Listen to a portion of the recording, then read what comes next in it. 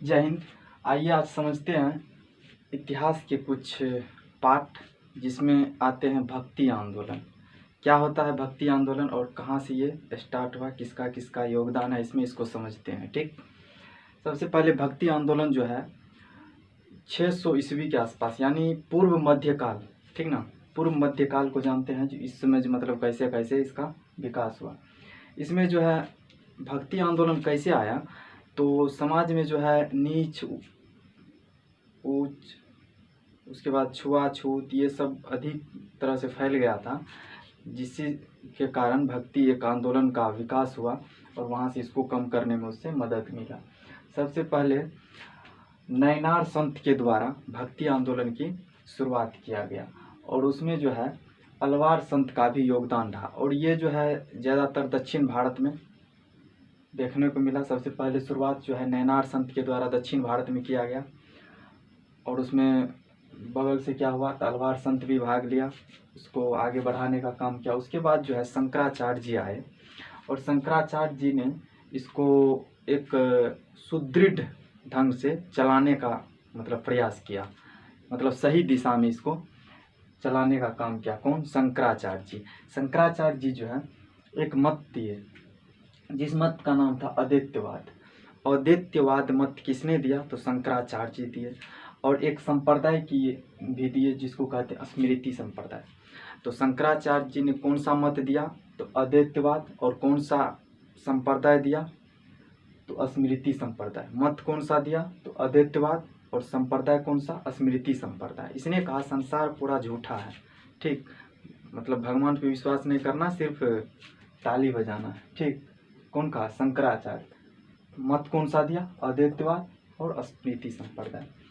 इसके समय में क्या था, जैन और बौद्ध धर्म जो था इसका प्रभाव कुछ ज़्यादा बढ़ चुका था। इसका प्रभाव जैन और बौद्ध का, इसी प्रभाव को जो है कम करने के लिए इसने भक्ति आंदोलन का प्रचार किया। प्रचार के लिए इसने पूरा भारत में 4 पीठ का निर्माण किया। 4 पीठ कहने का मतलब 4 जगहों पे ही एक संस्था बना के उसका प्रचार स्टार्ट किया। सबसे पहले समझते हैं उत्तर भारत। उत्तर भारत में था उत्तराखंड। उत्तर भारत में कहाँ एक पीठ बनाया? उत्तराखंड में। दूसरा दक्षिण में यदि बात करें तो मैसूर के कर्नाटक में, पूरब में उड़ीसा के पुरी में, और पश्चिम में द्वारका गुजरात में। उत्तर में कौन सा? उत्तर में हो गया उत्तराखंड। उत्तराखंड के कौन सा जगह? तो बद्रीनाथ। उत्तराखंड के बद्रीनाथ जगह पर। अब पीठ की बात करते हैं कौन सा, तो उत्तर में दिया ज्योतिष पीठ।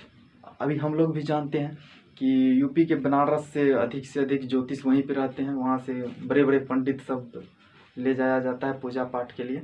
तो उत्तर में यूपी से भी थोड़ा ऊपर जाएंगे उत्तराखंड, यहीं से गंगोत्री यमुनोत्री मतलब नदियाँ सब निकली है।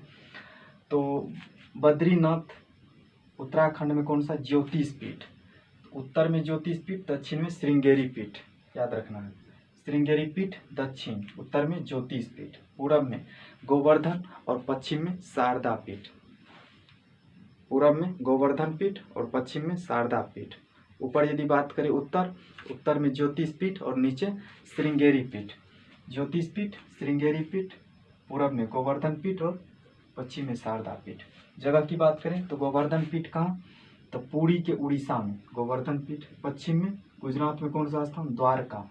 द्वारका में कौन सा? शारदा पीठ। द्वारका शारदा, द्वारका शारदा।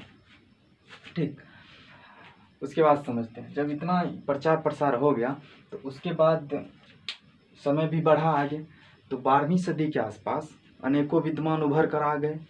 जब इतना प्रचार प्रसार हुआ तो कोई ना कोई तो ऊपर आवे न करेगा।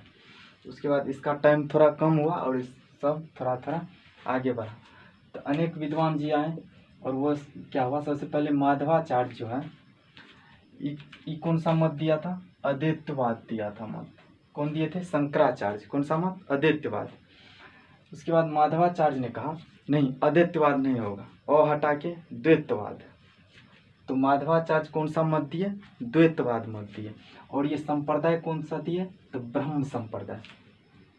कौन सा? ब्रह्म संप्रदाय। शंकराचार्य के बाद माधवाचार्य आए, और हटा के द्वैतवाद। संप्रदाय कौन सा? तो ब्रह्म संप्रदाय। ठीक, आगे देखिए, उसके बाद आए निम्बकाचार्य। ये थोड़ा सनका टाइप से था, ठीक ना। सनक आदमी नहीं होता है जो ऐसे कर देंगे वैसे कर देंगे, उसी टाइप से था। कौन? निम्बकाचार्य। इसने क्या किया, तो ये दिया था द्वैतवाद, इसने कहा नहीं डबल होगा, द्वैतवाद। क्या समझे? द्वैतवाद के बाद द्वैतवाद। और संप्रदाय कौन सा? सनक संप्रदाय। सनकल था ये, तो कौन सा मत दिया? कौन सा? तो द्वैतवाद डबल, और वो सनक संप्रदाय। आगे देखिए, उसके बाद बल्लवाचार्य के द्वारा, यहाँ पर तो थोड़ा डिस्कस चल रहा है। ये क्या किया, उसको शुद्धाद्वैतवाद दे दिया। ये दोनों में डिस्कस था। वो पहले तो दिया अद्वैत, उसके बाद द्वैत, उसके बाद द्वैताद्वैत। ये क्या किया, शुद्धाद्वैतवाद दिया। शुद्धाद्वैतवाद, तो शुद्धाद्वैतवाद को तो पुष्टि होना चाहिए ना, उसका चेकअप होना चाहिए ना। तो शुद्धाद्वैतवाद मत जो था उसका संप्रदाय कौन सा दिया, तो पुष्टि संप्रदाय। क्लियर? शुद्धाद्वैतवाद पुष्टि संप्रदाय, ठीक। उसके बाद आया रामानुजाचार्य जो है ये सबसे हट के दिया, सबसे बड़ा विशिष्टताद्वैतवाद। क्या दिया? विशिष्टाद्वैतवाद। कहा विशिष्टाद्वैतवाद जब दे दिए, चलिए अब इसको चालू रखिए। तो श्री गणेश संप्रदाय। श्री गणेश मतलब क्या होता है? कोई भी चीज़ जब स्टार्टिंग करते हैं तो उसको क्या कहते हैं? श्री गणेश करना। श्री गणेश करना मतलब प्रारंभ करना। तो विशिष्टाद्वैतवाद कौन सा संप्रदाय? श्री गणेश संप्रदाय, ठीक। आगे देखिए, ये सभी ज़्यादातर दक्षिण भारत में प्रभावित हुए। ये इसका जो भाषा था थोड़ा इधर कम प्रचलित था, मतलब ब्रज भाषा में इसका यूज किया गया था ज़्यादातर। तो इसमें जो है एक रामानंद आए, इसका जन्म हुआ था प्रयागराज में, ठीक। रामानंद जो है ये हिंदी भाषा के जानकार थे। कौन? रामानंद। ये थे उत्तर भारत, यूपी बनारस के थे। ये अपना उपदेश क्या किए, हिंदी में बांटने लगे। और दक्षिण भारत से भक्ति को क्या किए, उत्तर भारत में लाने का श्रेय किसको जाता है? तो यही रामानंद को जाता है। ये उत्तर भारत के थे, तो दक्षिण भारत से भक्ति का प्रचार प्रसार उत्तर भारत में लाने का श्रेय यदि पूछे तो किसको जाता है? रामानंद को जाता है। और ये क्या किस भाषा में उपदेश देते थे? तो हिंदी भाषा में। आसान इधर समझते थे लोग, हिंदी भाषी थे। इसी समय क्या था, तो ऊंच नीच छुआछूत ये सब जो अधिक था, भक्ति आंदोलन से थोड़ा कम हुआ। सब एक जगह जाके भक्ति भजन करते थे, तो इससे थोड़ा क्या हुआ, भक्ति आंदोलन मतलब छुआछूत सब में कमी आई। उसके बाद भक्ति आंदोलन को दो भागों में बांटा गया, एक सगुण भक्ति, एक निर्गुण भक्ति, ठीक। सगुण भक्ति और निर्गुण भक्ति। अब सगुण भक्ति किसको कहते हैं, निर्गुण भक्ति किसको कहते हैं? तो सगुण भक्ति में क्या होता है, तो एक मूर्ति बना करके उसका जो पूजा करते हैं उसको बोलते हैं सगुण भक्ति, ठीक। अभी जैसे ढेरों सारा इधर मनाया जाता है, जैसे मूर्ति बना करके उसका पूजा पाठ किया जाता है उसके बाद, ठीक। लेकिन निर्गुण भक्ति क्या होता है, निर्गुण भक्ति में मूर्ति नहीं बनाना है, सिर्फ भक्ति करना है, ठीक ना। भक्ति करना बैठ के, इसमें मूर्ति उर्ति नहीं बनाना है। तो इसको एक हो गया निर्गुण भक्ति, एक हो गया सगुण भक्ति। अब समझिए, सगुण भक्ति को भी दो भागों में बांट दिया गया। एगो राम भक्ति, जो राम की पूजा करेगा वो राम भक्ति, राम की मूर्ति बना करके राम के सामने जो पूजा करेगा तो राम भक्ति, जो कृष्ण से प्रीत लगाएगा तो कृष्ण भक्ति। क्लियर? कृष्ण थोड़ा रंगीला टाइप से था, समझ में करते हैं आप लोग। इसमें आ गया फिर दो, संत और सूफी। इसमें कौन सा? संत और सूफी। आइए अब समझते हैं राम और कृष्ण भक्ति में क्या क्या विशेषता था, इसको जानते हैं, ठीक। आइए अब बात करते हैं सगुण भक्ति। इससे पहले हम पढ़ चुके थे, ठीक ना, भक्ति आंदोलन के बारे में। और भक्ति आंदोलन को भी दो भाग में बांटा था, सगुण और निर्गुण। सगुण का दो पार्ट था, जिसमें एक था राम भक्ति और दूसरा था कृष्ण भक्ति। राम भक्ति कहने का मतलब जिसमें राम की मूर्ति का आराधना किया जाता है, पूजा किया जाता है, दैट इज राम भक्ति। राम भक्ति में जो है प्रमुख भक्त थे तुलसीदास। कौन थे? तुलसीदास। तुलसीदास ने रामचरितमानस की रचना किए थे, ठीक। प्रमुख भक्त, राम भक्ति के प्रमुख भक्त तुलसीदास, और तुलसीदास ने रामचरितमानस की रचना किए थे। रामचरितमानस जो है अवधी भाषा में लिखा गया है। कौन भाषा में? अवधी भाषा में।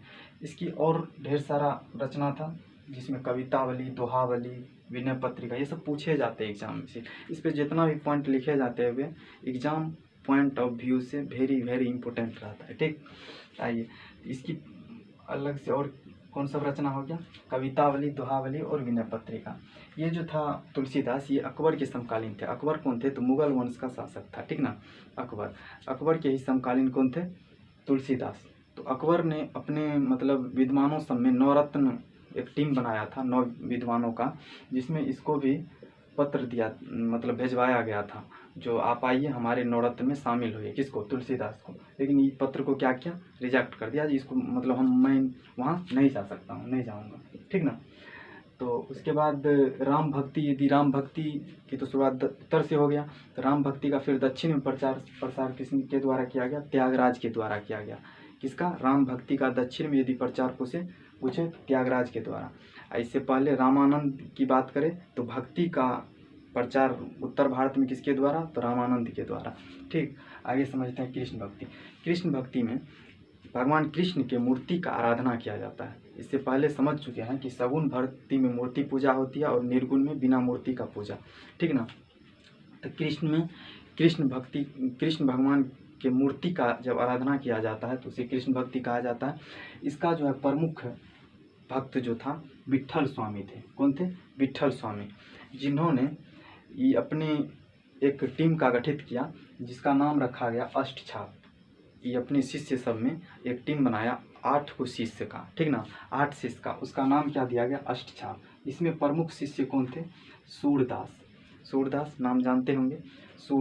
सूरदास की प्रमुख रचना है एक सूर सागर, ठीक ना। सूरदास एक बुक लिखे थे, कौन सा, सूर सागर। किसकी रचना है, सूरदास की। सूरदास कौन थे, ये विट्ठल स्वामी के शिष्य थे सूरदास। क्लियर। कृष्ण भक्ति में एक अच्छा सा महिला का नाम आता है जिसका नाम है मीराबाई, जो उसका मतलब कृष्ण भक्ति के दीवाने हो चुकी थे। कौन, मीराबाई महिला में जो है सबसे प्रमुख भक्त कौन थे, तो मीराबाई थे, ठीक ना। इसके तरह तरह गाना सब भी आए, ठीक ना। मीरा हो गई मगन, वो तो लागी लगन, क्या कहते हैं। तो उसके बाद यदि बात करें तो कृष्ण भक्ति को महाराष्ट्र में उसका प्रचार में किसको कौन किया, तो तुकाराम किए। महाराष्ट्र के क्षेत्र में तुकाराम किए, और उस समय जो था वहाँ पे शिवाजी का क्षेत्र था, तो शिवाजी के समकालीन थे कौन, तुकाराम शिवाजी के समकालीन थे। और तुकाराम कौन सा भक्ति से संबंधित थे, कृष्ण भक्ति। और उसी साइड गुजरात के साइड में नरसिंह मेहता ने इसको प्रचार प्रसार किया इसका। उसके बाद एक आया चैतन्य महाप्रभु, ये बिहार हो गया, बंगाल हो गया, उड़ीसा हो गया, इस साइड में मतलब चैतन्य प्रभु के द्वारा कृष्ण भक्ति को फैलाया गया। तो चैतन्य प्रभु ये खासकर बंगाल के थे, और इसने जो था श्री हरि कीर्तन नामक एक प्रथा स्टार्ट किया था, सकीर्तन नामक, उसमें कीर्तन भजन स्टार्ट किया था। और इसने एक संघ बनाई थी, गोसाई संघ, जिसका नाम दिया गया। पूछा गया है गोसाई संघ किसके द्वारा बनाया गया, तो ये चैतन्य महाप्रभु, कहाँ के, बंगाल में इसका जन्म हुआ था, और उड़ीसा में इसका मृत्यु हुआ था, उड़ीसा के साइड में।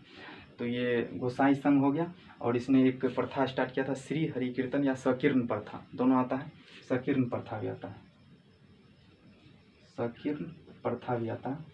और कृष्ण भक्ति में सबसे ज़्यादा क्या होता है, संगीत भजन पाठ सबसे ज़्यादा गाया जाता है इसमें, संगीत सब किसमें, कृष्ण भक्ति में। आइए एक बार पिछला रिकॉल कर लेते हैं। जो सबसे पहले भक्ति, तो भक्ति का शुरुआत जो है सबसे पहले किसके द्वारा, नयनार संत और अलवर संत के द्वारा किया गया। उसके बाद शंकराचार्य जी आए, शंकराचार्य जी एक सुदृढ़ दिशा दिखाने का काम किया, और एक मत दिया, वो कौन सा मत दिया, अद्वैतवाद मत दिया। और एक संप्रदाय भी दिया, संप्रदाय कौन सा था, तो स्मृति संप्रदाय, किसके द्वारा, शंकराचार्य के द्वारा। मत कौन सा, अद्वैतवाद मत, ठीक। उसके बाद वो क्या किया, तो उसके बाद वो 4 पीठ बनवाया, चारों दिशा में 4 पीठ बनवाया, मतलब उसके प्रचार के लिए। तो 4 पीठ में कौन सा था, उत्तर में यदि बात करें तो उत्तर में उत्तराखंड में कौन सा, तो बद्रीनाथ, उत्तराखंड के बद्रीनाथ स्थान में कौन सा पीठ, तो ज्योतिष पीठ, उत्तर में ज्योतिष पीठ। दक्षिण में बात करें तो श्रृंगेरी पीठ, कहाँ पे, तो मैसूर के कर्नाटक के मैसूर में कौन सा, श्रृंगेरी पीठ। पूरब यदि बात करें तो उड़ीसा के पुरी में कौन सा, गोवर्धन पीठ। और यदि पश्चिम में बात करें तो पश्चिम में गुजरात के द्वारका में द्वारका में कौन सा पीठ, तो शारदा पीठ, द्वारका में शारदा पीठ। क्लियर, आगे समझते हैं। उसके बाद यदि थोड़ा और टाइम बढ़ा तो 12वीं शताब्दी के आसपास अनेक विद्वानों सब आ गए। सबसे पहले आया माधवाचार्य, वो क्या किया, ये दिया था अद्वैतवाद, तो वो हटा के द्वैतवाद दे दिया। द्वैतवाद और संप्रदाय कौन सा दिया, तो ब्रह्म संप्रदाय दिया, कौन, माधवाचार्य। उसके बाद आया निम्बकाचार्य। निम्बकाचार्य क्या थे, तो निम्बकाचार्य जो थे वो थोड़ा सनक टाइप से थे, तो वो क्या किया, ये तो अ हटाया था, द्वैतवाद दिया था, वो डबल किया, द्वैतवाद दिया। और संप्रदाय कौन सा दिया, सनक संप्रदाय दिया, कौन, सनक संप्रदाय। उसके बाद आए बल्लभाचार्य। बल्लभाचार्य ने क्या किया, उस सब में थोड़ा इधर उधर हो रहा था, तो वो क्या किया, शुद्धाद्वैतवाद दिया। कहा कि शुद्धाद्वैतवाद सबसे बढ़िया, और इसके लिए पुष्टि भी किया जाता है। शुद्ध हुआ तो इसका पुष्टि जांच पड़ताल होना चाहिए, तो पुष्टि संप्रदाय भी दिए, कौन, तो बल्लभाचार्य। उसके बाद आया रामानुजाचार्य। रामानुजाचार्य जो था ये सबसे विशिष्ट करके बड़ा सा दिया, विशिष्टता द्वैतवाद। कहा अब यही स्टार्ट होगा, यही चालू रहेगा, तो चालू करने के लिए श्री गणेश, तो श्री गणेश संप्रदाय भी दिए। ये सभी हो गया सब विद्वानों का। उसके बाद भक्ति आंदोलन में बंटवारा हो गया, सगुण भक्ति, निर्गुण भक्ति, तो सगुण भक्ति तक कंप्लीट हो गया। इसके अगला पार्ट आएगा निर्गुण भक्ति। निर्गुण भक्ति में दो आता है, संत और सूफी, उसी में आ गया, मतलब सिख धर्म के जितना भी गुरु सब आता है उसी में आता है। तो अगला नेक्स्ट पार्ट इससे भी इम्पोर्टेंट है, तो इसको देखिएगा। उसके बाद अच्छा लगे कमेंट शेयर लाइक सब कीजिएगा। ओके, धन्यवाद।